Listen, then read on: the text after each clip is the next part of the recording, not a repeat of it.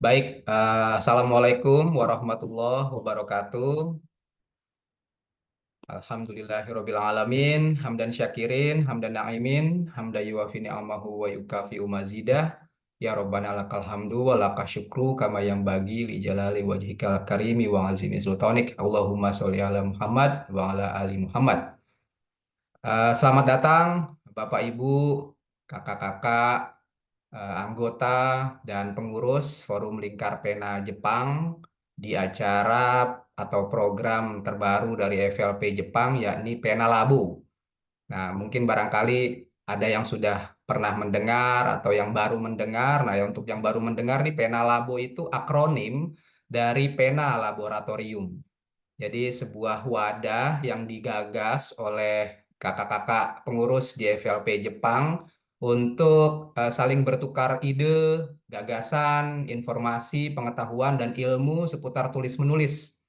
Kebanyakan biasanya memang mengundang widya iswara atau pengajar dari luar. Ada kalanya juga mengundang atau mengajak kakak-kakak yang memiliki pengalaman di bidang tulis-menulis di FLP Jepang untuk turut serta juga menjadi widya iswara atau pengajar.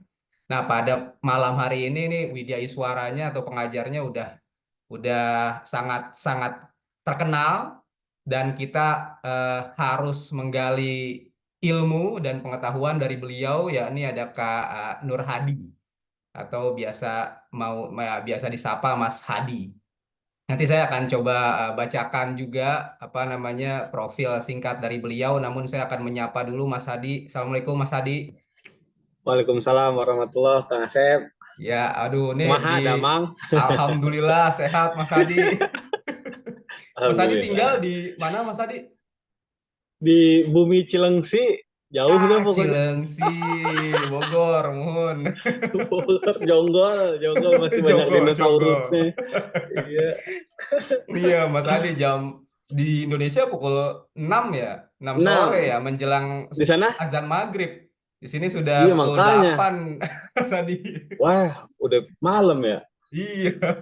Jadi nanti apa sebagai informasi Mas Hadi dan juga teman-teman atau kakak-kakak, ibu, bapak yang ada di ruang Zoom ini nanti kita akan ada rehat sejenak untuk apa namanya mempersilakan Mas Hadi untuk sholat maghrib sekitar pukul 8.30 waktu Jepang atau pukul Hmm. 6.30 atau 6.20 waktu Indonesia.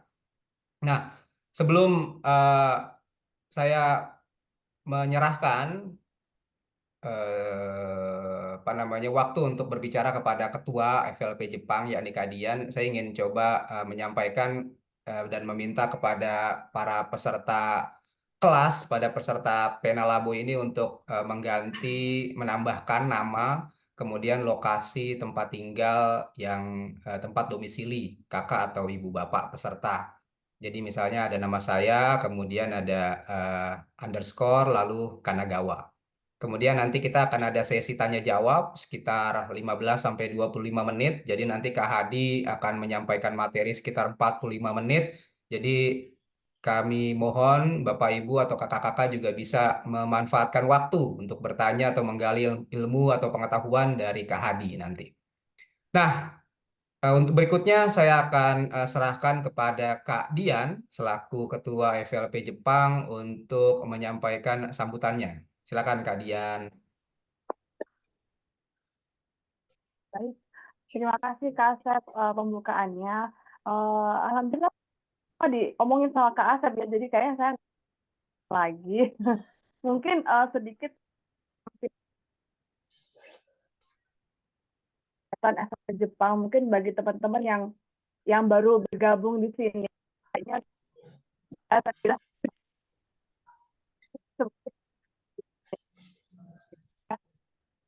Kadian Suara suaranya, putus-putus ya. iya suaranya kayaknya putus-putus Kadian. Sekarang gimana ya? Nah, jelas. Sekarang jelas ya, maaf. Maaf ya, saya ulang lagi ya. Iya, kayaknya udah tadi diomongin semua oleh Kak Asep ya. Terima kasih beliau ini divisi karya, tapi mungkin insya Allah jadi kandidat ketua berikutnya. Amin. Gitu. Nah, terima kasih ya Kak Asep tadi udah ngejelasin semua, bahkan, ide dari, kegiatan-kegiatan kita itu juga ini ya diusulkan oleh Divisi Karya FLP Jepang sekarang gitu. Terima kasih kepada Divisi Karya dan juga tentu saja, Divisi Humas dan juga, divisi yang lain ya, divisi bisnis juga ada kita. Nah, mungkin dibandingkan dengan grup-grup, kepengurusan yang lain di Indonesia, kita belum ada apa-apanya gitu, tapi saya memang, berminat di sini gitu. Maksudnya, kita ingin mencetak generasi-generasi muda gitu, generasi yang, eee generasi di Jepang ya, karena kita kan di Jepang gitu. Jadi kita ingin menciptakan apa ya, bukan menciptakan ya, mungkin jauh dari kata itu. Cuman kita di Jepang itu seolah, kan paling timur gitu, kita kayak di Papua gitu, Kak. Jadi kita subuhnya duluan nih. Nah, jadi kalau kita udah subuh duluan, kita kita yang di Indonesia itu nyusul gitu. Jadi kita pengen yang di Jepang ini juga, anak-anaknya juga muslim yang bagus gitu ya, Islamnya juga kuat gitu. Bahkan, mungkin kita secara secara biologis mungkin nggak semua anak-anak di sini kita anak-anak muslim gitu, tetapi kita bisa memberikan ideologi kita gitu, insya Allah dengan bacaan-bacaan anak gitu tentunya ya, belajar dari senior-senior di Indonesia. Dan saya juga baru ketemu dengan, Teh Teti dan juga Mbak An, ternyata beliau-beliau ini pernah, di Jepang gitu 10 tahun yang lalu, atau mungkin lebih ya mungkin, dan saya baru ketemu tuh, oh ternyata Teh Teti ini alumni Jepang ya, jadi saya tarik tuh ke sini gitu. Nah nanti bawa teman-teman juga kan di Indonesia, Masya Allah luar biasa banget gitu. Nah, ini juga ini ya, rangkaian jadi ada Pena Labo itu udah ada, setiap bulan tuh ada kegiatan Pena Labo rutin, Kak. Ada 3 kali bahkan ya, kita ada 2 kali Zoom dan juga 1 kali, live Instagram. Bahkan ada juga, 1 kali Pena Labonya itu bentuknya market day. Market day itu, dia mempertemukan penulis ya dengan penulis atau pembuat karya dengan masyarakat umum. Jadi kita bisa ketemu dan saling berbagi ide dan inspirasi gitu. Mungkin lebih, singkatnya mungkin kita bisa nonton ini sebentar ya, ada 1 menit mungkin ya, sebentar lagi ya, nggak apa-apa ya Kak Asep ya? Dikit.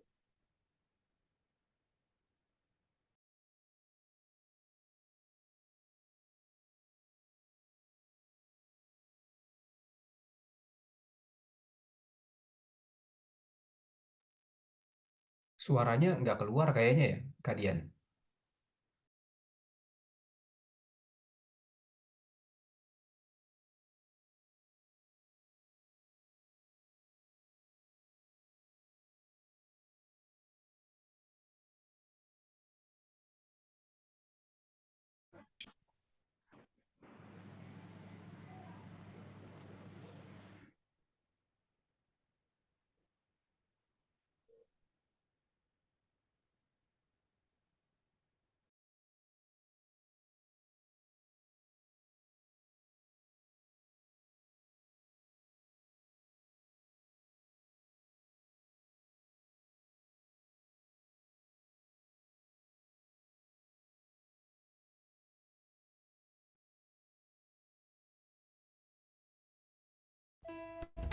Inilah Jepang, negara dengan kecanggihan teknologi dan keindahan alamnya sepanjang tahun yang menjadi tempat lahirnya Forum Lingkar Pena pertama di luar negeri. Geliat literasi ini ternyata sudah ada sejak 19 tahun yang lalu. Jadi waktu itu kan beberapa teman-teman yang suka nulis itu diminta bikin buletin PMIJ namanya waktu itu. Buletinnya waktu itu online sih, mas suatu hari tuh tim buletin ini kan pingin namanya punya tanggung jawab bikin buletin kan ya. Kemampuan menulisnya mesti diasah. Yuk kita bikin workshop kepenulisan yuk gitu kan. Terus sesi kedua gitu qadarullah saat itu ada Mas Luhur Bayu Aji, itu pentolannya FLP Pusat. Workshop tim buletin PMIJ tersebut akhirnya menjadi cikal bakal lahirnya Forum Lingkar Pena Jepang. Tidak main-main, pada 4 tahun awal kepengurusannya, FLP Jepang berhasil menjalankan banyak program kerja dan mengadakan workshop yang mengundang para petinggi FLP untuk menjadi narasumber, seperti Helvi Tiana Rosa, Fauzil Adin, dan juga Asma Nadia.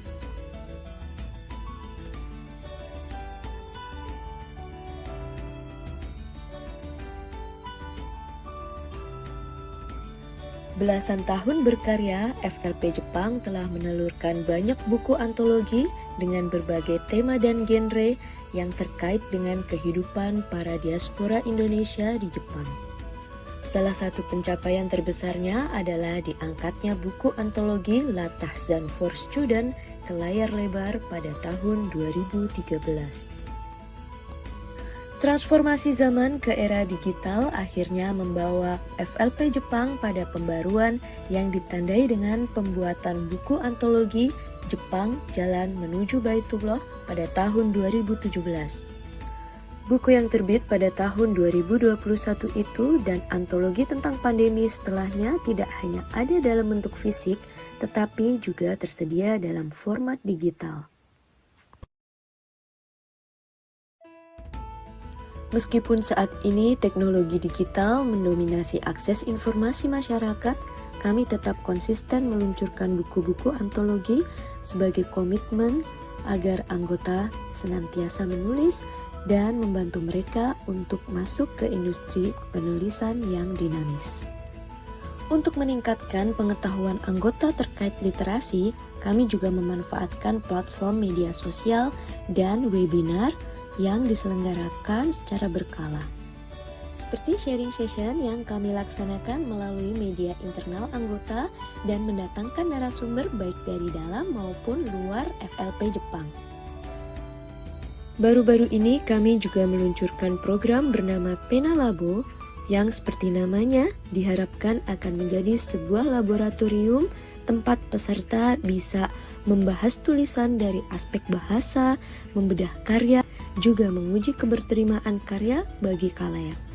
Program ini dimaksudkan sebagai tempat untuk saling belajar dan berbagi ilmu demi terwujudnya perbaikan literasi. Dalam konteks pembekalan anggota yang lebih serius, dilakukan lokakarya internal 2 atau lebih setahun, terlebih pada saat rekrutmen anggota baru. Materi yang diberikan bukan hanya terkait bahasa atau kepenulisan saja, tetapi apapun yang mendukung karir penulis seperti desain, video, dan lainnya. Sebagai media utama untuk berkomunikasi antar anggota, Line juga menjadi media kami untuk belajar melalui tantangan-tantangan atau materi-materi terkait kebahasaan.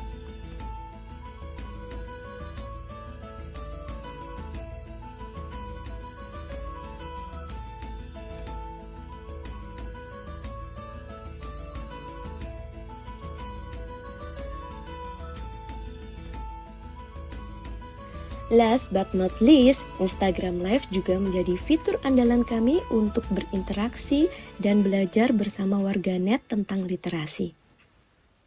Hal ini juga meningkatkan engagement terhadap konten-konten literasi kami di media sosial.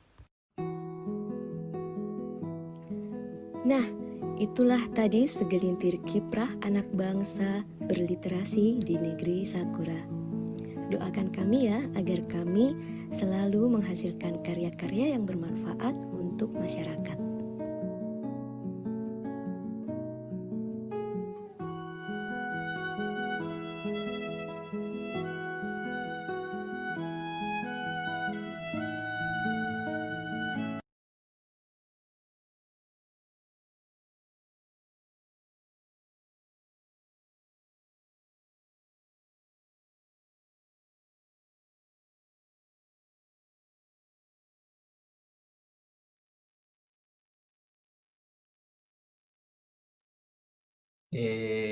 Terima kasih Kak Dian. Nah, tadi itu Kak Hadi profil singkat dari FLP Jepang. Meskipun eh, terhitung baru, namun eh, aktivitas atau kegiatan literasi di sini bersama dengan anggota FLP Jepang relatif cukup aktif Kak Hadi. Nah, semoga di apa para peserta ini memang betul-betul punya minat, punya harapan, punya apa namanya keinginan juga untuk menerbitkan buku-bukunya nih. Dan tema kita pada topik pembicaraan pada malam hari ini adalah inspirasi puisi untuk anak. Jadi memang ini topik yang memang betul-betul relevan dan sangat bagus, apalagi Widya Iswara atau pengajarnya memang bergelut di bidang tersebut. Saya coba akan membacakan profil singkat dari Kak Hadi. Kak Hadi lahir di Depok. Beliau sudah menerbitkan puluhan judul buku anak. 4 diantaranya diterjemahkan ke dalam bahasa Inggris oleh Kube Publishing. Jadi Kube Publishing ini penerbit independen yang menerbitkan buku-buku yang berkaitan dengan keislaman. Itu berpusat di Inggris kalau nggak salah ya Kak Hadi ya. Jadi Kube Publishing ini memang menerbitkan buku-buku yang bertema keislaman dan 4 buku Kak Hadi sudah diterjemahkan oleh Kube Publishing. Lalu pada 2019 Kak Hadi diundang ke acara di Asian Publisher Fellowship Program di Seoul, Korea Selatan untuk mendiskusikan children's books and future reading in the digital age. Pada 2023, 1 tahun yang lalu, beliau terpilih menjadi peserta residensi Jakarta Norwich Virtual Residency Exchange. Temanya itu Stories of Cities, Cities of Stories. Selain itu, pada tahun ini di 2024, beliau juga lolos dalam seleksi penulisan bahan bacaan literasi 2023 yang diselenggarakan oleh Gerakan Literasi Nasional. Buku-buku terbarunya berjudul Jus Puisi, diterbitkan oleh Nura Publishing tahun 2023, lalu ada Fabel Mini, Nura Publishing 2023, dan selain menulis buku anak, Kak Hadi juga editor buku anak di Nura Publishing. Nah, ini juga kesempatan emas nih untuk Bapak Ibu kakak-kakak FLP Jepang, anggota dan pengurus, siapa tahu punya karya yang masih disimpan dan bisa langsung berkorespondensi dengan Kak Hadi. Eh, Sepertinya udah pukul 8.21 di sini atau 6.21 di Indonesia ya Kak Hadi ya. Sudah azan Iya, kalau saya cek ya. sudah aja. Ya, jadi kita beri waktu Kak Hadi untuk melakukan sholat maghrib dan barangkali kakak dan ibu bapak yang mau sholat isya atau belum melaksanakan sholat isya juga bisa berkesempatan melakukan hal yang sama. Jadi pukul 8.30 atau 6.30 kita akan kembali lagi di ruang Zoom. Jadi bapak ibu tetap berada di ruang Zoom juga tidak masalah. Hanya meninggalkan sekitar 10 menit atau 8 menit sambil mendengarkan nanti mungkin akan ada tayangan-tayangan lagi ya Kak Dian ya. Silakan Kak Hadi, kami persilakan untuk melakukan sholat Sebentar ya. maghrib. Terima kasih Kak Hadi. Iya.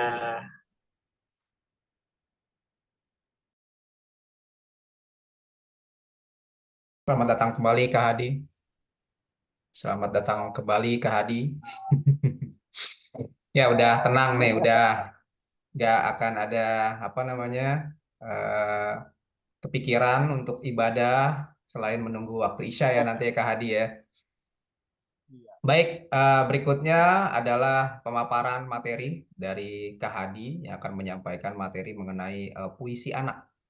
Tadi saya udah intip-intip sedikit materinya dan eh, topiknya menarik betul dan pasti memancing banyak pertanyaan atau membuka ruang diskusi untuk kita semua yang ada di ruang Zoom. Silakan Kak Hadi untuk memaparkan materinya. Iya, tadi ya numpang minta tolong share screen ya, berbagi layar. Soalnya saya pakai HP.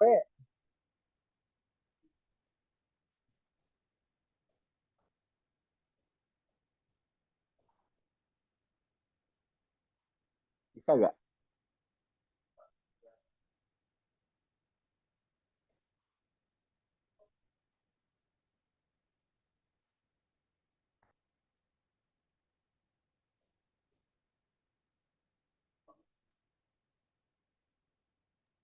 Ya, terlihat.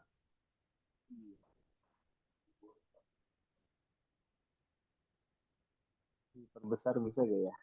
Oops.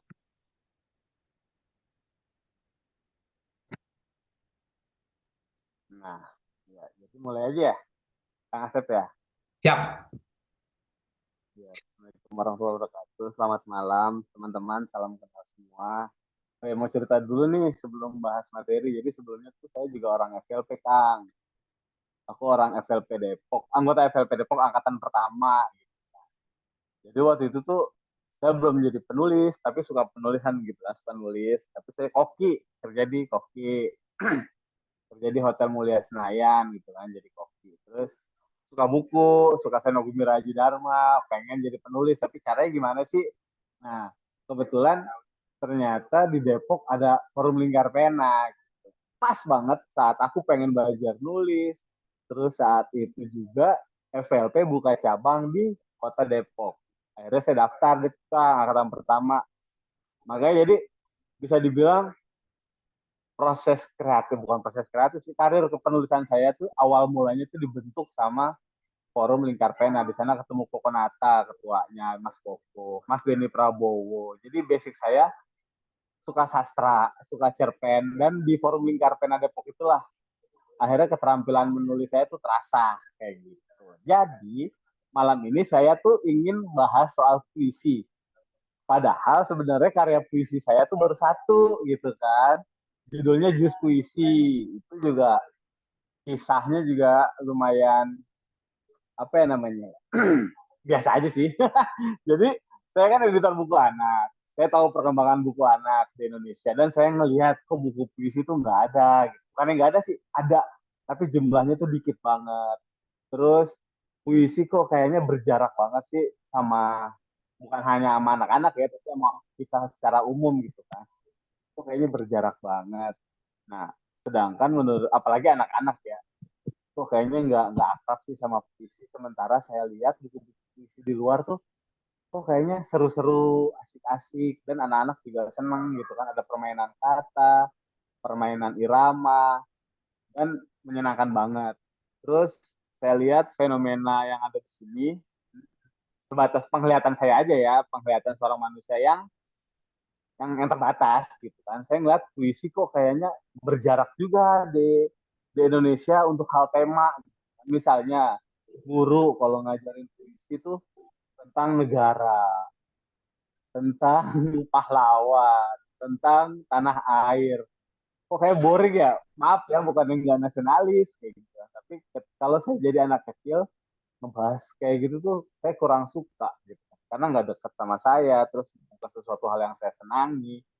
Nah makanya, wah jangan-jangan mereka bisa mereka menulis puisi itu karena disuruh gurunya. Terus gurunya juga mungkin uh, belum tahu banyak atau enggak belum nemu referensi yang memadai untuk puisi anak. Dan saya benar-benar saya tanya kepada teman saya yang guru, bro, lo kan guru bahasa Indonesia di kelas lo tuh puisi contoh-contohnya puisi apa aja sih untuk puisi anak ya, dia kan guru-guru anak SD. Nah, kebanyakan itu ya puisi-puisi Khairil Anwar, terus Pujangga Baru, angkatan 45. Nah, saya kan kebetulan suka sastra jadi tahu deh angkatan-angkatan Pujangga Lama, Pujangga Baru, angkatan 45, angkatan 6 dan semacamnya. Terus berarti apa ya namanya? Belum ada puisi anak banget ya gitu. Jadi puisinya puisi sastra banget gitu kan. Dia belum ada. Nah, bukannya menganggap puisi Haidal Anwar nggak keren, nggak, puisi mereka keren banget. Cuman saya ngerasa kayaknya itu stepnya belum ke situ deh. Maksudnya pengennya puisi yang lebih dekat dulu ke anak-anak. Jadi akhirnya saya buatlah jus puisi. Tapi sebelum saya menulis itu saya baca baca baca banget, banyak banget puisi terbitan luar. Karya-karya yang menginspirasi saya itu karya-karya Shel Silverstein. Terus aduh aku lupa lagi namanya. Pokoknya dia pengarang picture book legendaris apa sih tentang berburu beruang, Birhan gitu kan. Sampai lupa aku namanya. Jadi saya banyak banyak baca puisi itu karena puisi-puisi mereka seru-seru, lucu-lucu, dan wah kayaknya Indonesia butuh nih puisi-puisi kayak gini. Aku buat gitu. Akhirnya saya buatlah jus puisi tersebut gitu. Dan alhamdulillah saya waktu itu gambar sendiri, nulis sendiri, nyetak sendiri, dan penerimaan masyarakat sih lumayan. Kenapa? Oh, penerimaan masyarakat sih lumayan apa ya? mereka tertarik gitu. Mereka Michael Rosen, ya makasih Kalita. Oh ada Kalita di sini. Ya Michael Rosen. Jadi Shel Silverstein, Michael Rosen. Jadi ya saya baca semua, puisi-puisi yang lain juga saya baca semua. Jadi supaya saya dapat feel-nya gitu kan. Supaya dapat feel-nya puisi anak tuh kayak gini. Akhirnya saya buat, saya bikin, saya terbitin dan alhamdulillah suka gitu kan orang-orang yang baca. Saya nyetak itu cuma 500 dan akhirnya sekarang diterbitin sama Nura Publishing. Saya nggak bawa bukunya sih. Jadi itulah kisah mula diterbitkannya Jus Puisi. Nah, sebenarnya tuh background saya tuh prosa gitu kan. Saya penulis cerpen saya udah ada di koran-koran gitu kan, koran-koran nasional. Terus untuk buku anak juga saya kebanyakan prosa, picture book, cerita pendek, fabel mini, semuanya dalam bentuk prosa, nggak dalam bentuk puisi. Tapi insya Allah saya paham walaupun mungkin sedikit gitu kan, apa-apa aja sih yang ada di dalam puisi tersebut. Nah disinilah saya ingin sharing beberapa hal yang saya pahami tentang puisi gitu kan kepada teman-teman semua yang ada di sini. Gitu. Bermain bersama puisi ya kita anggap aja puisi itu adalah sebuah mainan yang seru untuk kita mainkan bareng-bareng gitu. Lanjut deh Mas ke bawah. Lanjut lagi deh. Jadi puisi itu apa sih? Nah simpelnya sih kayak gini, puisi adalah karya sastra untuk mengekspresikan perasaan, pikiran, dan gagasan lewat kata-kata. Biasanya puisi itu terdiri dari baris-baris kalimat. Jadi ini yang membedakan prosa dan puisi gitu kan. Kalau prosa kan formnya, bentuknya itu paragraf per paragraf gitu kan. Entah itu cerpen, fabel, atau enggak novel. Prosa itu bentukannya tuh kayak gitu, paragraf per paragraf. Tapi kalau puisi, biasanya bentukannya tuh per baris gitu kan. Satu kalimat, langsung ganti kalimat baru, walaupun ada puisi naratif yang dimana itu bentuknya paragraf juga, seperti puisinya Mas Aan Mansur itu kan puisi naratifnya tuh bentuknya paragraf, itu juga boleh. Karena pada dasarnya sih karya seni itu bebas, tapi ciri khas pada umumnya puisi itu bentuknya itu baris-baris kalimat. Ada yang dua kalimat itu ada tuh istilahnya, aku lupa gitu kan, mungkin teman-teman bisa mempelajarinya. Ada yang 3 kalimat 4 kalimat dan semacamnya. Jadi macam-macam tapi bentuknya gitu, satu kalimat jadi per baris. Itu yang saya tahu perbedaan antara prosa dan puisi, dan semuanya ini sama-sama bergerak di dalam dunia fiksi, dunia khayalan. Jadi sebenarnya ya puisi itu mengekspresikan apa yang kita mau katakan, apa yang kita mau tunjukkan kepada dunia, apa sih yang kita pikirin, rasain, atau enggak ide-ide apa sih yang ada di dalam kepala kita lewat kata-kata ya. Puisi itu sepemahaman saya itu seperti ini. Lanjut, Mas. Ini contoh puisinya, saya narsis banget lagi, contoh puisinya saya aja ya, nggak apa-apa ya. Jadi ini contoh puisi gitu kan, dan ini bentuknya itu kan per baris gitu, 4, yang terakhir dua baris. Saya bacain aja ya. Lari pagi bersama ayah. Iya. Ini ada di dalam jus puisi. Di dalam jus puisi ada juga apa sih puisi ini kan, lari pagi bersama ayah. Kemarin ayah janji, ajak aku lari pagi, agar jantung jadi sehat, otot-otot tambah kuat. Aku sudah siap sejak tadi, pakai sepatu tanpa tali. Aku lalu pemanasan dulu agar otot-otot tidak kaku. Ayah bilang kepadaku, olahraga nomor 1. Jangan pernah malas-malas, nanti tubuh jadi lemas. Tapi ayah ada di mana? Sejak tadi kok tidak ada. Aku pun segera mencari karena tidak sabar lagi. Ya ampun, ayah masih tidur, masih peluk guling di atas kasur. Ayah, ayo bangun, cuci muka, pakai sabun. Katanya olahraga nomor 1. Kok masih tidur begitu? Nah, ini contoh puisi yang ada di dalam buku saya, Jus Puisi, yang dimana bukan hanya ada rimanya aja, tapi juga ada iramanya. Nah, mungkin teman-teman menganggap selama ini puisi itu harus kata-kata indah.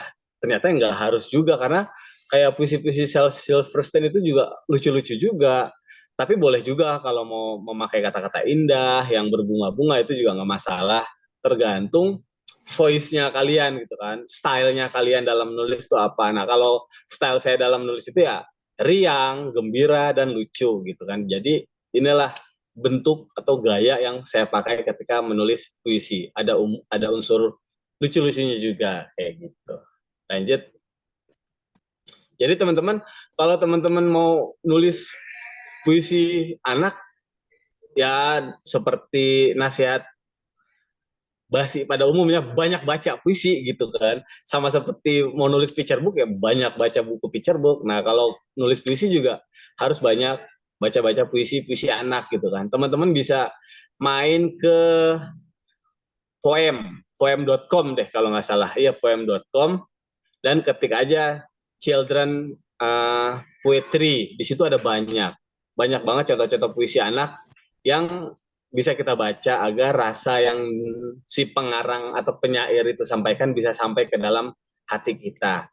Nah, ini adalah bahan-bahan puisi yang saya tahu gitu kan, di mana di dalam puisi itu ada tema, ada rima, ada irama, bahasa kiasan, panca indera. Jadi pada malam ini kita akan membahas 5 poin ini gitu kan, dan ada juga latihan-latihannya kayak gitu. Lanjut. Jadi ya sama kayak nulis prosa gitu, nulis cerita untuk anak, temanya dulu kita pilih nih. Temanya banyak ya, ada keluarga, sekolah, makanan favorit, permainan, hewan peliharaan, dan lain-lain. Temanya yang karena untuk puisi anak ya, temanya ya yang harus berkaitan atau enggak yang dekat atau enggak yang sering anak-anak lihat dalam kehidupannya gitu. Nah, waktu saya nulis jus puisi juga kayak gitu kan. Misalnya saya harus merecall atau memanggil kembali kenangan-kenangan saya waktu kecil gitu kan. Ketika saya sekolah, apa sih yang saya rasain ketika saya sekolah? Oh, saya nggak suka matematika. Ya udah, aku harus nulis puisi tentang hal itu gitu kan. Karena aku nggak suka matematika, jadi aku ingin menyampaikan kepada dunia, kasarnya gitu kan. Aku ingin menyampaikan kepada dunia bahwa aku nggak suka matematika. Jadi daripada harus belajar matematika, lebih baik aku menyisir rambut singa gitu. Jadi ada kedekatan saya terhadap tema tersebut. Ada juga tentang keluarga. Tadi kan lari pagi bersama ayah juga tentang keluarga, tentang ayah yang janji sama anaknya, besok kita lari pagi nak, biar tubuh sehat. Baik ayah gitu kan. Ya kayak tipikal ayah pada umumnya, tidur gitu. Hobinya tidur. Janjinya bangun pagi ternyata dia masih molor dan anaknya itu kesel. Itu kan kayaknya kita bukan menjelaskan sih, cuman orang tua sering janji dan anak-anak itu tuh sang penagih janji paling hebat ya. Dia nggak bakal lupa apa yang udah orang tua janjikan, dia langsung ingat dalam hati, pasti langsung ditagih gitu kan. Itu yang ada di dalam puisi saya yang lari pagi bersama ayah. Itu temanya keluarga atau enggak makanan favorit dan lain-lain. Jadi kalau bisa cari tema-tema yang dekat sama kehidupan teman-teman gitu kan, yang teman-teman suka, yang ketika teman-teman rasakan itu tuh merasa lebih hidup gitu kan dengan tema-tema hal-hal yang kayak gitu. Jadi ketika menuliskan puisi dengan tema tersebut, ada hati kalian yang ikut bermain di sana kayak gitu, hewan peliharaan dan lain-lain. Jadi ini yang harus teman-teman punya ketika ingin menulis puisi untuk anak. Jadi bukan yang ngelarang, cuman kalau bisa tentang negara, pahlawan, tanah air, dan semacamnya disimpan dulu. Jadi kalau bisa puisi-puisinya yang temanya itu dekat dengan kita waktu kita kecil gitu kan. Atau enggak ketika kita udah tua banget nih. Misalnya jadi ketika merecall kembali atau enggak memanggil kembali ingatan-ingatan kita ketika masih kecil, udah lupa nih, udah susah. Ya seenggaknya kita ada anak di rumah atau enggak ada anak tetangga, ya riset kecil-kecilan aja lah apa yang dia suka, apa yang dia nggak suka, dan lain-lain. Oh ya, jadi puisi itu kan bukan hanya apa yang kita suka, tapi apa yang kita nggak suka juga. Kayak gitu sih, teman. Bebas sebenarnya, bebas. Mau yang imajinatif boleh, tentang hantu kayak, dan lain-lain boleh. Jadi teman-teman yang harus pertama disiapkan adalah temanya dulu, kayak gitu. Lanjut. Nah, selain tema, ketika saya membaca beberapa puisi luar gitu kan, ternyata kebanyakan puisi-puisi mereka tuh berima. Jadi ketika saya menulis jus puisi, mau nggak mau saya juga harus rima. Rima adalah kata-kata yang memiliki akhir bunyi yang sama seperti topi dengan kopi gitu. Jadi bukannya hurufnya yang sama. Misalnya berenang, huruf akhirnya kan G ya. Terus kita bikin kembung. Itu kan sama-sama G hurufnya, tapi kan bunyinya beda. Berenang dan kembung nggak mirip gitu, walaupun sama-sama G, hurufnya sama. Jadi yang harus diperhatikan teman-teman di sini soal rima adalah bunyinya sama. Akhir katanya ya, di dalam barisan itu, di kata-kata yang terakhir itu memiliki bunyi yang sama. Tapi puisi itu nggak harus berima, nggak harus. Tapi kalau berima ya teman-teman harus memperhatikan ini, yaitu bunyinya yang sama, bukan hurufnya yang sama. Lanjut ya Mbak, Kang. Nah ini contoh rima nih, kayak buku, saku, duku, kuku, suku gitu kan. Bola, gula, bara, cuka, desa, kota. Nah, peti apa kira-kira teman-teman? Boleh di kolom chat, boleh ngomong deh biar saya nggak sendirian. Kira-kira rima kata peti apa? Kata-kata yang berima yang mirip dengan kata peti. Sakti. Ya, benar. Ada lagi? Hati. Ya. Sepi, mati, rapi. Oke, berarti kayaknya teman-teman udah pada paham ya. Walaupun ini hurufnya I semua ya, karena huruf hidup sih. Nanti, iya benar. Nah, kalau payung? Roti. Kalau payung apa tuh? Gayung. Itu rima sempurna tuh. Biung. Biung. Karung. Ada Mas Fatah. Halo Mas Fatah. Sarung. Ya. Limbung. Siung. Kerung. Tangan sama kakinya. Kampung. Ini mah pada penyair semua ya. Junjung. Pada jago-jago. Kalau besar apa besar? Minong mie kuah mie goreng. Sekarang besar. Kabar. Kasar. Jadi di sini kita latihan. Kita latihan mencari rima yang sama, bunyi yang sama dalam setiap kata karena akar. Ya betul. Ketika bunyinya sama itu akan seperti sebuah nyanyian gitu kan. Kelebihan puisi itu adalah ketika dibaca ya seperti sebuah melodi, katanya begitu gitu kan. Kayak teman-teman udah pada jago ya. Tapi masalahnya nih dalam masalah rima, karena ini puisi untuk anak, kalau bisa ketika kita menemukan sebuah kata akhirannya ini dan nggak ada lagi tuh rima yang lain kecuali kata itu, tapi kata-katanya sulit, menurut saya misalnya apa nih? Pernah saya bikin puisi dan ternyata rimanya ini nggak bakal, bukannya merendahkan kognisi anak, tapi ini mah kata-kata yang jauh banget dari anak-anak. Oh berarti rimanya harus aku ganti nih di baris pertamanya supaya kata-kata ini nggak saya pakai. Karena kalau kita memaksakan harus berima, ingat ya karya seni tuh atau enggak sesuatu deh kalau dipaksakan tuh nggak enak gitu kan. Karena sering saya baca puisi rimanya sama semua, disamain semua. Maksudnya ya dari awal sampai akhir puisinya panjang, rimanya sama. Terus ada kata-kata yang nggak familiar, kata-kata yang udah usang dipakai lagi karena demi kebutuhan rima, akhirnya jadi nggak enak gitu kan.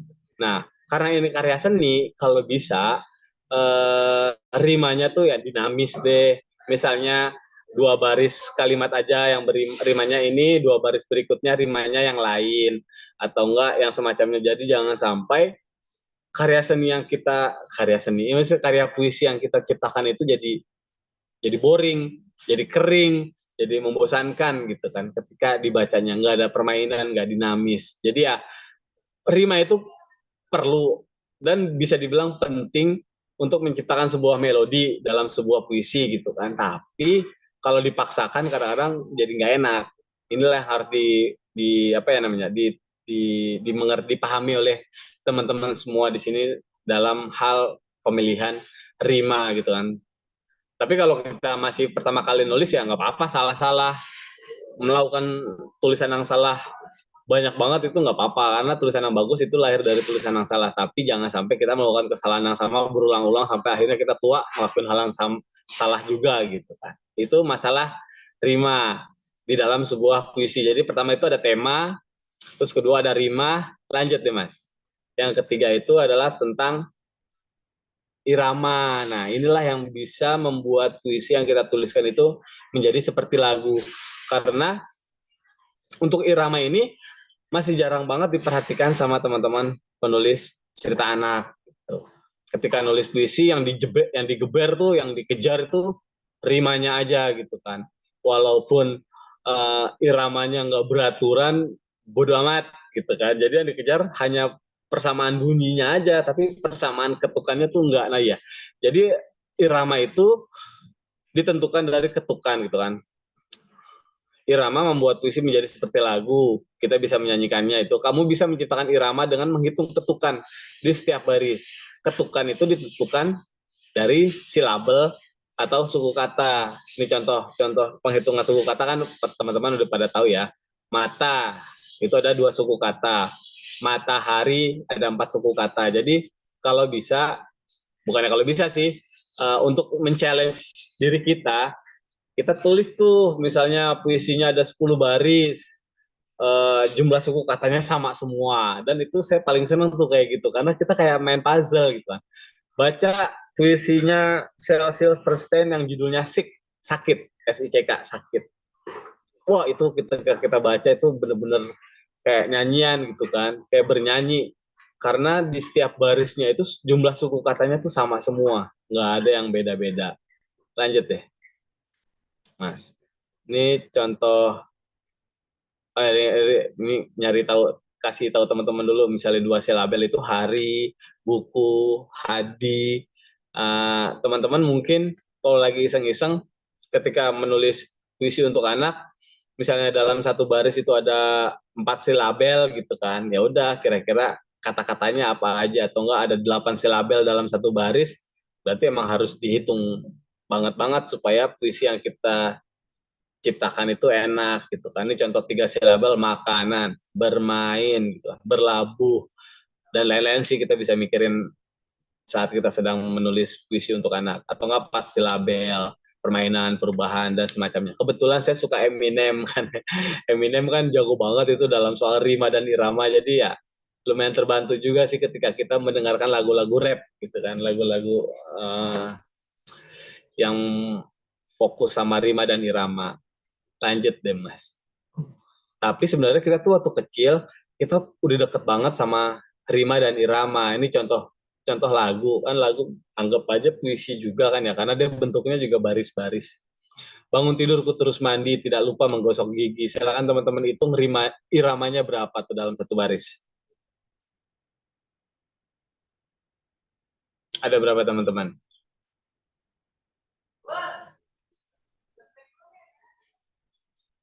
Bangun tidurku terus mandi. Jadi ada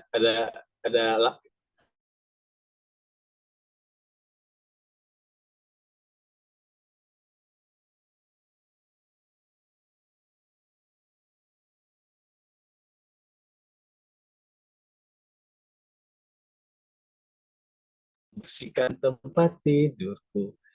Ya, jadi lagu-lagu anak yang kita sering denger banget waktu kecil itu puisinya cakep-cakep banget gitu kan. Saya curiga mereka itu para penyair hebat gitu kan. Lanjut deh Mas. Apalagi ini lagu yang disukain banget sama anak-anak waktu kita kecil juga pasti suka banget. Terus ketika kita punya anak kita juga pasti suka banget menyanyikan lagu ini. Slide berikutnya deh Mas.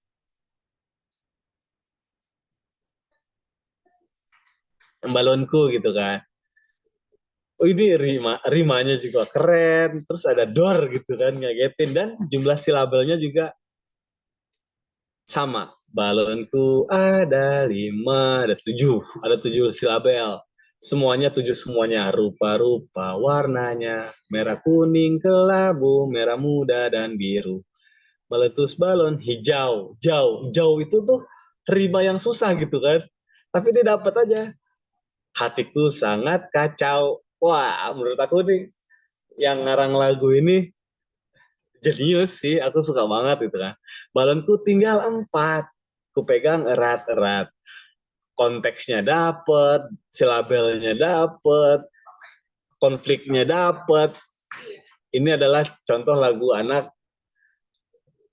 Oh, hijau kuning kelabu, bukan hijau kuning kelabu, merah kuning kelabu.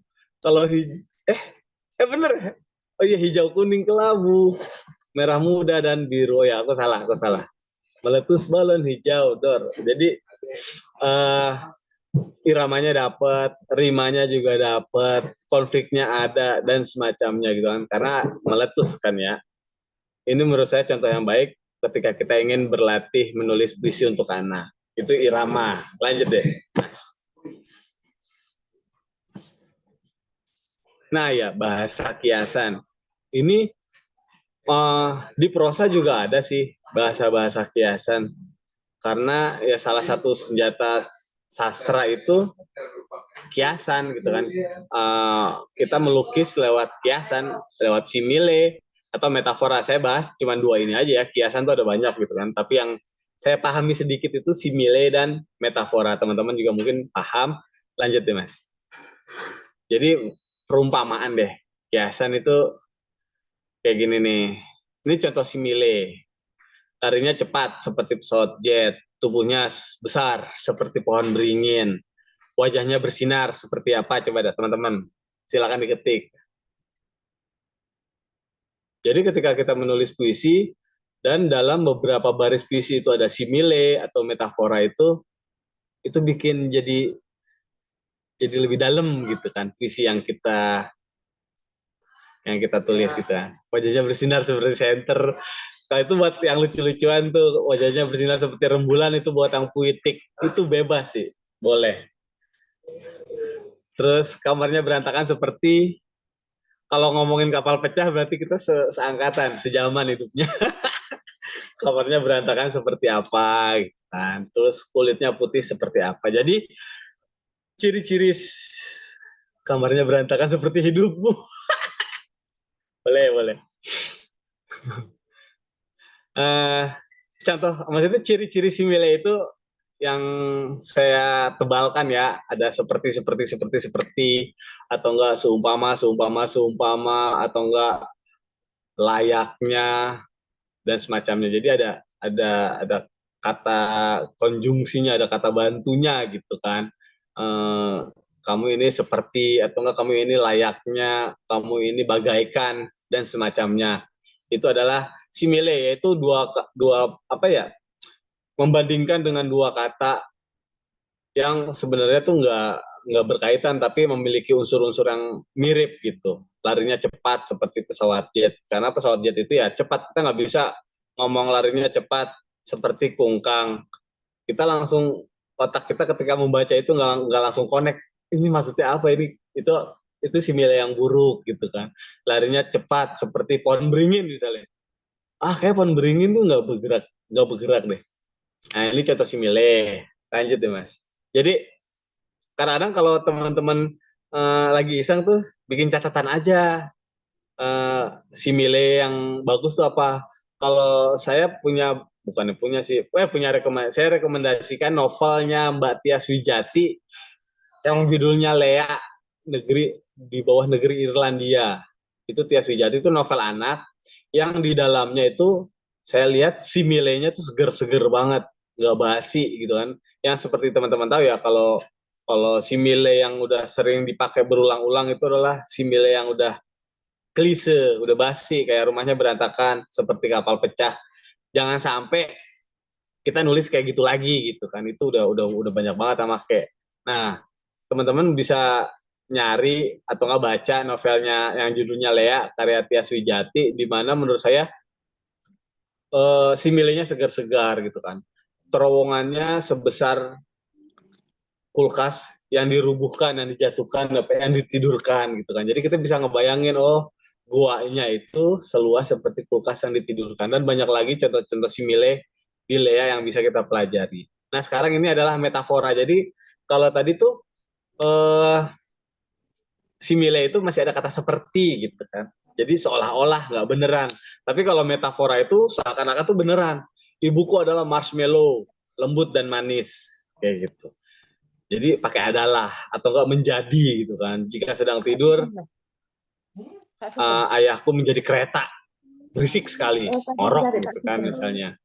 Atau enggak, aku adalah hujan yang membasahi bunga-bunga. Buku adalah jendela dunia. Bermain adalah musim semi anak-anak. Jadi inilah dua kata majas perbandingan gitu kan, yang nggak pakai, mirip seperti simile, cuman kata sepertinya dihapus. Jadi jangan tanggung-tanggung deh, pakai adalah aja gitu kan. Supaya apa ya namanya, supaya lebih indah sih, supaya kata-kata atau enggak kalimat yang kita ciptakan itu memiliki lapisan makna lagi gitu kan. Ibuku adalah marshmallow, lembut dan manis, kan emang lembut dan manis. Tapi kalau misalnya ibunya galak, ya ganti gitu kan. Ibuku adalah apa gitu deh.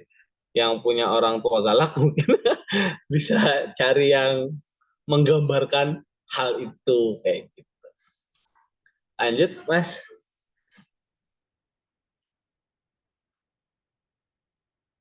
Nah, ini slide terakhir sih. Ini panca indera. Jadi sebenarnya ini buat prosa juga bagus banget, tapi buat puisi itu malah lebih penting banget gitu. Supaya apa yang kita lihat, pembaca juga bisa melihat apa yang kita lihat, mendengar apa yang kita dengar, menghirup dan semacamnya. Jadi kalau bisa kita menulis itu dengan menyertakan semua potensi kita sebagai manusia, yang nggak cuma mata aja, yang nggak cuma kuping aja gitu kan, tapi juga kita punya indera perasa dan lain-lain yang jarang banget kita gunakan saat kita sedang menulis gitu kan, menulis prosa, menulis puisi, semuanya pasti pakai indera mata deh. Lelaki itu terlihat atau enggak, rumah itu tampak seperti dan semacamnya, tapi kalau bisa sertakan juga aroma gitu, atau enggak indera pendengaran. Nah, saya kasih contoh seperti ini nih. Contoh deh, Mas. Ini puisi yang saya kasih contoh, tapi yang nggak harus semuanya ada, tapi seenggaknya kasih satu gitu kan. Kasih satu yang menyertakan indera lain dalam puisi kita. Ini contoh yang saya bikin gitu kan. Kota itu terlihat seperti mainan warna-warni. Kota itu terlihat seperti mainan warna-warni. Itu pakai mata tuh kan. Orang-orang berbicara, mobil-mobil menderum. Itu menyertakan telinga. Aroma nasi goreng membuatku lapar. Itu hidung misalnya kan. Hujan turun, membasahi mulutku, terasa asin. Lidah. Lalu tubuhku menggigil. Kulit. Jadi semua yang dirasakan oleh panca indera sang penulis tergambar di sini. Tapi kalau kita mengejar semuanya, pasti ada hal-hal lain yang nggak terkejar. Misalnya akhirnya rimanya nggak terkejar, iramanya nggak terkejar. Karena ini saya waktu nulis itu saya cuma mengejar pencerapannya aja gitu kan, mata, telinga, hidung, lidah, kulit. Dan ini saya nulisnya dalam waktu cepat gitu kan. Jadi untuk urusan rima saya nggak perhatikan, karena yang ingin saya capai dalam penulisan puisi yang 5 baris ini 5 baris ini hanya untuk memberikan contoh bagaimana sebuah tulisan menyertakan indera-indera kita gitu kan, mata, telinga, hidung, lidah, dan kulit. Kayak gitu aja sih Mas yang bisa saya sharing, karena kebetulan hanya itu aja yang saya pahami soal puisi anak. Jadi kita mungkin bisa lanjutkan dengan tanya jawab. Kayak gitu ya. Wah, terima kasih Kak Hadi. Saya kira Iya, semua sama-sama. peserta Penalabu malam ini bersepakat kalau ternyata memang penyampaian materi dari Kak Hadi ini seru, lucu, menyenangkan. Nah, seperti Amin. karyanya Kak Amin. Hadi ya, seperti jus puisi. Saya Amin. malah betul-betul jadi mau baca Kak Hadi.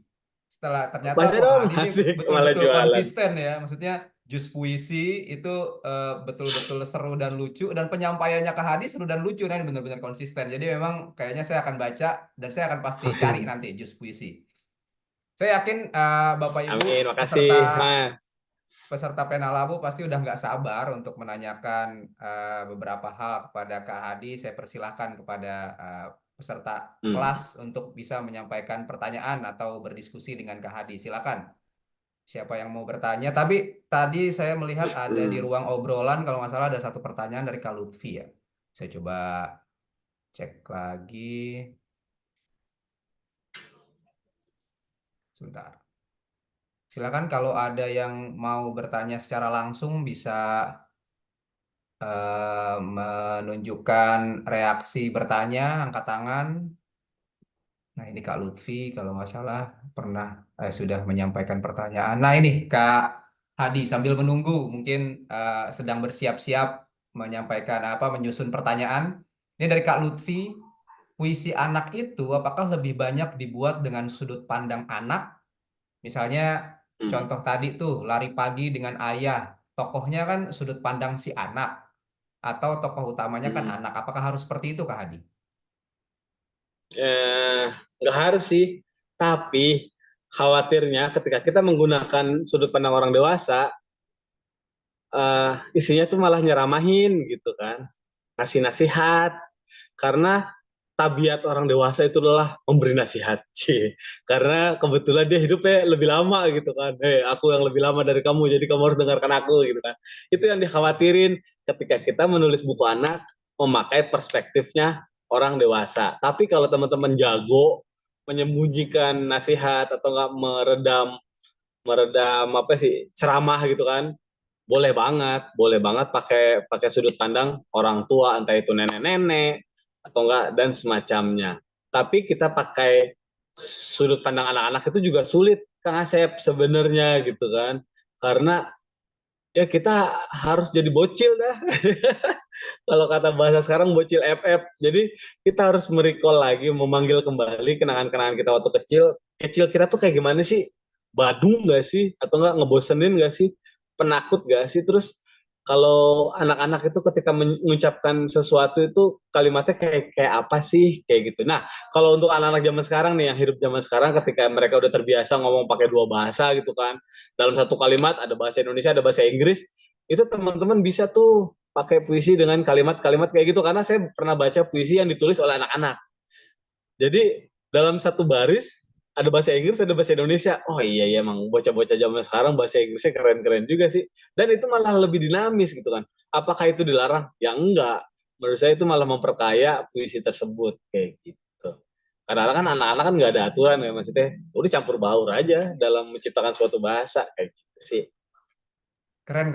Satu pertanyaan nih dimensinya luas banget ya tadi ya penjabaran Kak Hadi. Terima kasih Kak Hadi. Nah berikutnya ada Sami-sami. dari Mas atau Bang Lalu Abdul Fatah. Potensi buku Ya. puisi anak di Indonesia tuh seperti apa Kak Hadi? Di tengah gempuran buku bergambar atau picture book Kak Hadi? Ini potensi apa nih Mas? Potensi penjualan. Iya kayaknya potensi Kalau penjualan ngomongin ya. penjualan, kalau ngomongin penjualan ya menyedihkan. Maksudnya masih kalah. Jadi orang tua kita ini kan pembeli buku anak di Indonesia ini kan tetap apa sih, penentu utamanya itu orang tua gitu kan. Dan orang tua kita ini masih nganggep puisi itu belum penting lah buat anak. Akhirnya mereka kebanyakan beli buku-buku yang cerita dan semacamnya. Apalagi orang tua tersebut belum tahu ternyata puisi itu bisa seru loh gitu kan, bahkan bisa bermain-main gitu. Jadi kayak gitu sih, mereka masih lebih milih cerita ketimbang puisi, karena di bayangan orang tua tuh puisi itu harus senja ini, jadi pakai penggaya-gaya kayak gitu kan, so tua apa sih, tua banget, padahal enggak kayak gitu. Puisi bisa dibawakan dengan cara yang lucu juga, menyenangkan kayak gitu, tergantung isi puisinya. Jadi potensi untuk laku atau enggaknya ya menyedihkan. Tapi potensi untuk diperhatikan untuk sekarang ya, Pushbook bakal ada apa ya namanya ya, yang saya tahu ya, kan selama ini tuh ada picture book, ada jenjang A, B, C, D dan semacamnya. Nah, tahun ini katanya Pusbook tuh bakal bikin buku model puisi gitu. Jadi ternyata udah mulai diperhatikan nih entah sama para penulisnya, tapi juga entah juga sama pemerintahnya gitu kan. Karena pemerintahnya itu udah mulai aware nih, wah kita kekurangan puisi untuk anak. Nah, ada kesadaran hal itu aja udah cukup bagus. Makanya si Pusbook itu pusat perbukuan ya, ingin mengadakan buku model puisi yang nanti akan dimentori oleh penyair beneran gitu. Jadi ya alhamdulillah puisi udah mulai berterima di kita dan udah mulai dirayakan, mungkin ke depannya lagi makin banyak lagi deh karya-karya sastra anak di Indonesia makin beragam gitu, nggak cuma picture book aja. Emang pelan-pelan tapi mudah-mudahan menuju ke arah sana gitu. Keren. Udah direspon sama Mas Lalu. Menarik. Makasih Iya, Mas beneran. informasinya. Seru. Iya, Nah, lagi nih, saya agak sama-sama. ngebut nih supaya bisa terjawab semua nih, nggak apa namanya, jadi semakin semangat. Kak Adi, mau tanya, kalau buku puisi anak itu ada minimal atau maksimal jumlah puisinya nggak, Mas Adi? Oh, enggak sih. Enggak ada sih. Di jus puisi itu hanya 15. Hanya 15 puisi aja gitu kan. Tapi itu bentuknya campur sama gambar gitu. Jadi emang gambarnya banyak banget, masif banget gambarnya di situ, satu spread gambarnya banyak gitu. Tapi ada juga kumpulan puisi misalnya sampai puluhan juga ada, misalnya 20, 30 dan isinya nggak ada gambar itu juga nggak masalah sih. Misalnya 50 puisi gitu kan, itu juga boleh. Kayak Shel Silverstein tuh ada beratus-ratus halaman dan berpuluh-puluh puisi tuh jumlahnya. Banyak banget, jadi nggak terbatas sih kayak gitu. Ya. Ini ada Kak Lita, terima kasih atas apa namanya berbaginya Kak Hadi. Always lucu dan Sama-sama. segar kayak jus puisi. Ini Kak Juwita. Amin. Pokoknya, Kak Juwita. ya. Berikutnya Kak Juwita, Pokoknya apa Kang Asep harus baca deh. Pasti. Saya akan pesan nanti. Wajib. Nanti saya bagikan juga ke Wajib. siswa-siswa di sini.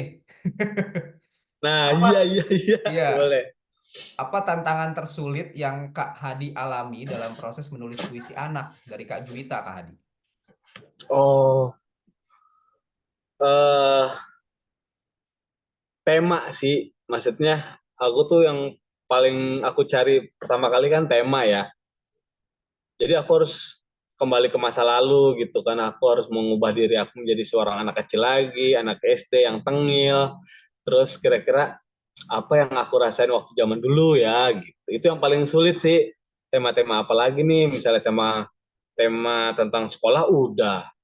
Terus tema tentang keluarga udah. Oh, akhirnya jadi ketika saya mencari tema tuh saya seru banget gitu kan. Saya senang banget. Saya ada satu puisi judulnya Disuruh-suruh.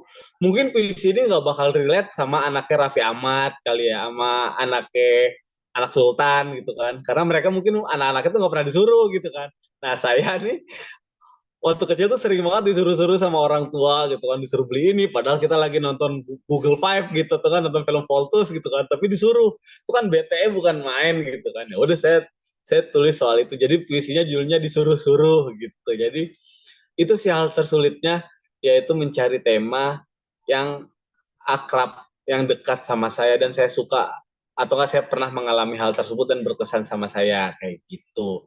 Terus untuk soal dan yang paling susah nih irama, itu susah banget. Tapi ya kalau misalnya nggak mau peduli rima, nggak mau peduli irama, nggak apa-apa, bebas gitu kan.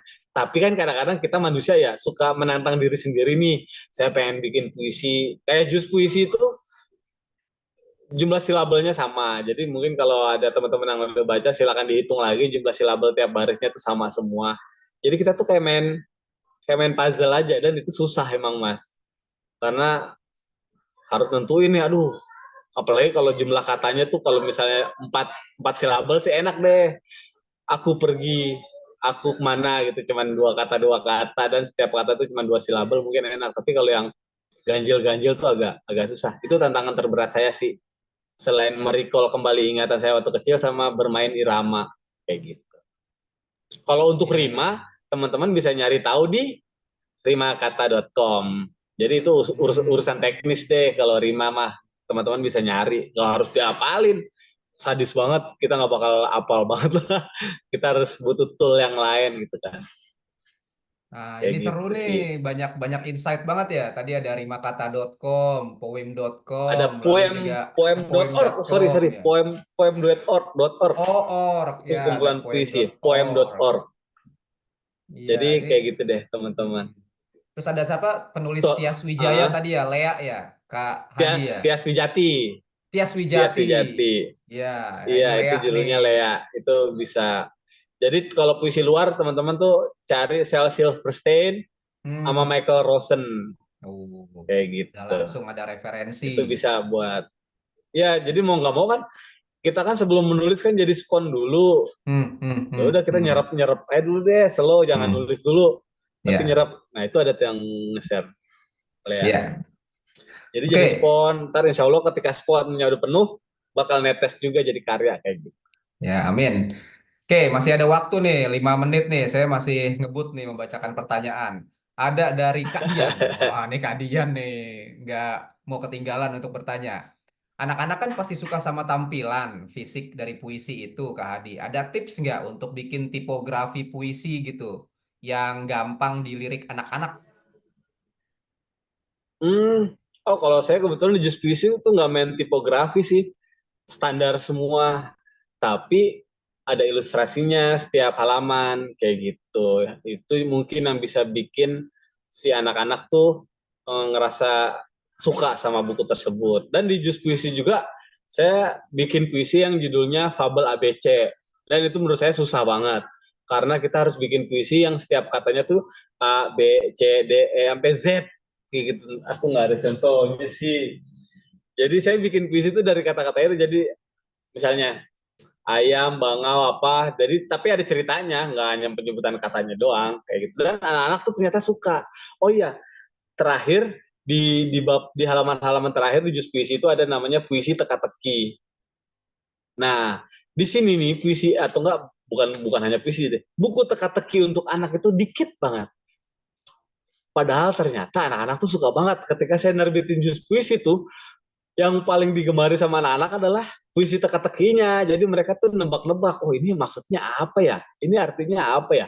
Kalau di luar negeri mah udah banyak barat ya, riddle kayak gitu kan, puzzle atau enggak ada semacamnya yang tebak-tebakan kalau dalam bahasa Indonesia nih. Dan kita masih kurang banget buku tebak-tebakan kayak gitu karena menciptakan tebak-tebakan susah.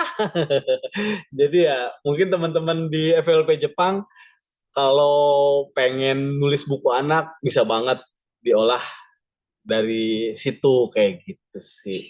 Oh iya, aku suka penulis Jepang itu satu. Mungkin teman-teman di FLP Jepang tahu ya. Shinsuke Yoshitake. Udah ada yang pernah baca belum? Itu penulis buku anak yang terkenal banget di Jepang. Dan kalau teman-teman FLP Jepang ada yang tertarik untuk nulis buku anak, baca karya-karya Shinsuke Yoshitake. Itu the best menurut saya. Wah, udah dikasih bocoran banyak nih sama Kak Hadi nih. Buka buku teka-teki itu. Wah, udah siap langsung nih kayaknya. Langsung gercep nih. Peserta-peserta Iya, pengalaman nih. mau nggak mau. Pokoknya harus referensi, paling banyak-banyakin referensi. Nulisnya ntar aja dulu. Referensinya aja dulu yang Ah, banyakin gitu sih. Menurut saya sih. oke. Nah, ini ada pertanyaan nih Kak Hadi. Ada buku jus puisi itu ada model e-booknya nggak, versi e-book? Kayak di Google Play Store atau di mana gitu? Kayaknya nggak ada deh. Kayaknya nggak Hmm. ada. Hmm, hmm, Belum hmm. ada kayaknya deh. Ini saya cek di Mizan ya. Mizan Store nih ada nih. Mizan Store. Iya. Lalu di apa namanya Tokopedia juga ada nih, banyak, Lazada dan sebagainya. Oh iya. Nih, Nama saya penulis ngetik nama Jepangnya. Shinsuke Ah, dulu bentar. Nih saya coba tulis nih di HP. Sin lemot.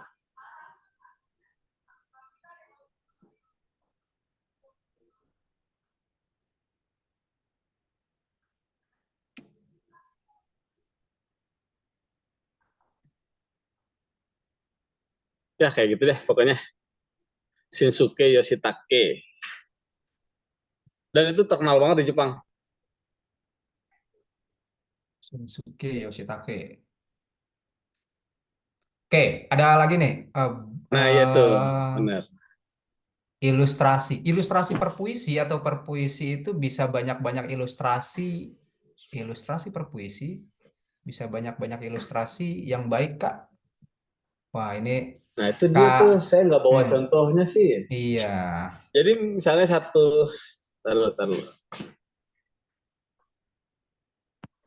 Oh ya, promosi lagi nih buku saya yang lain, Fabel Mini. Nah, Jadi Fabel Mini. misalnya puisi.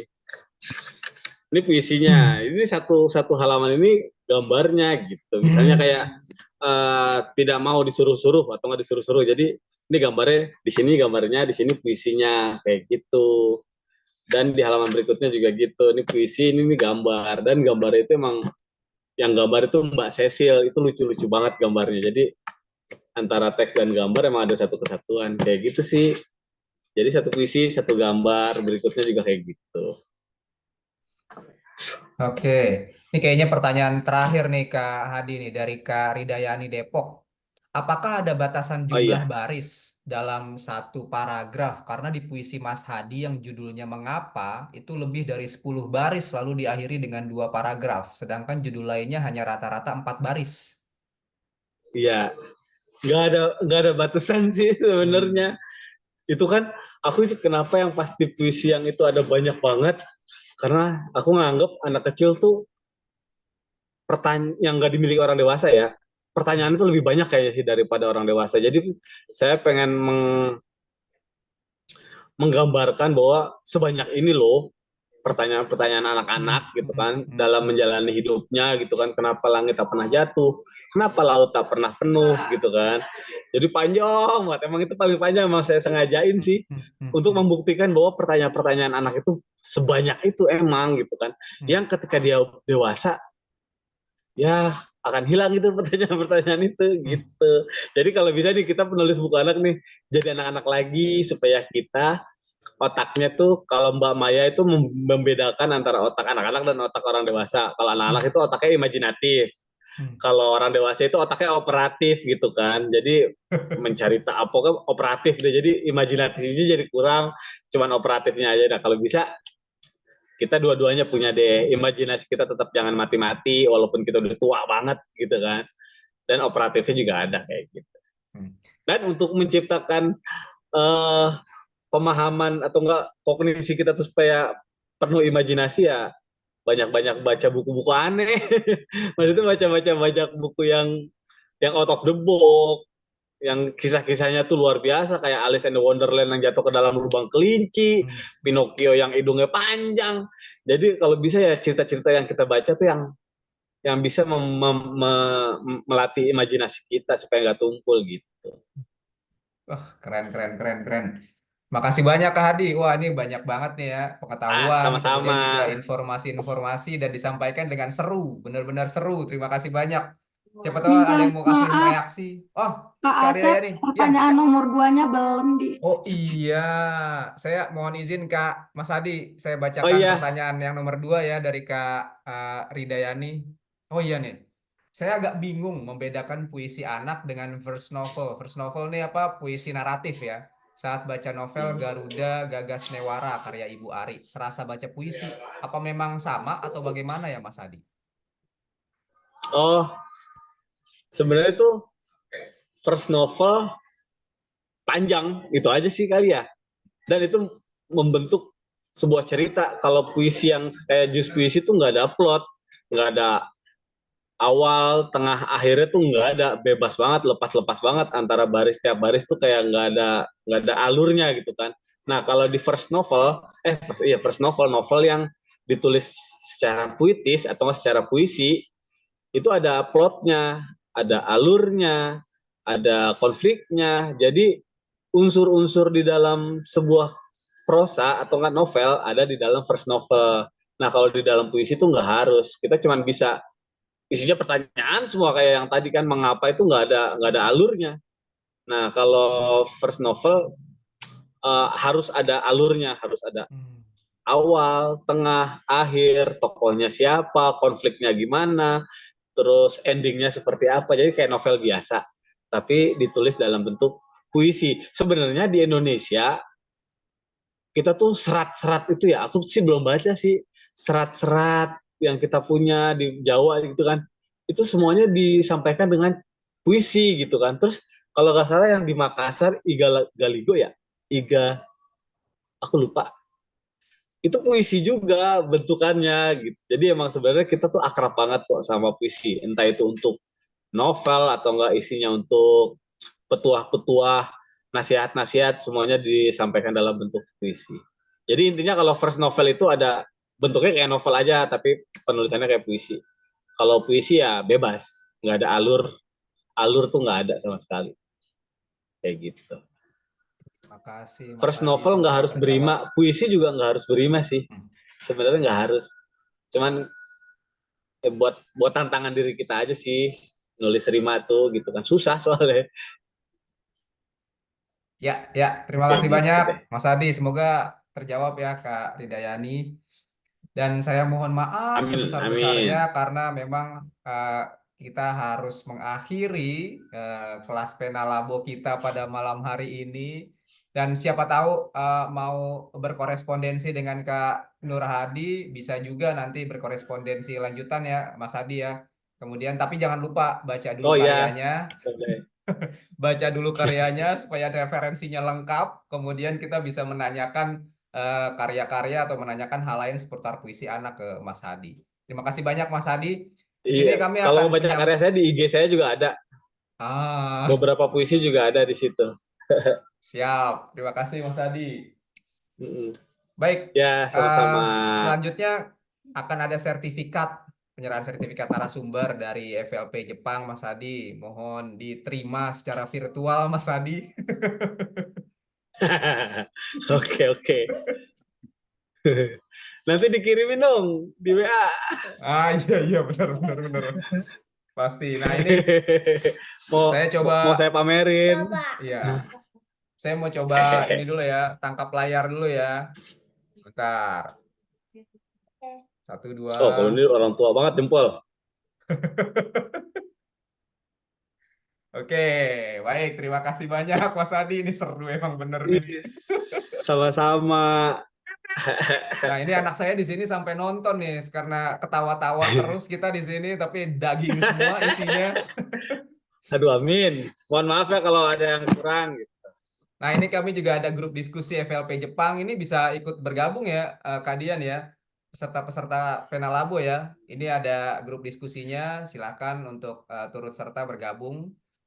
Terakhir, kita akan melakukan sesi foto bersama. Bapak Ibu peserta Penalabo yang bisa menyalakan kamera, silakan menyalakan kamera atau menunjukkan reaksi ya, reaction. Silakan.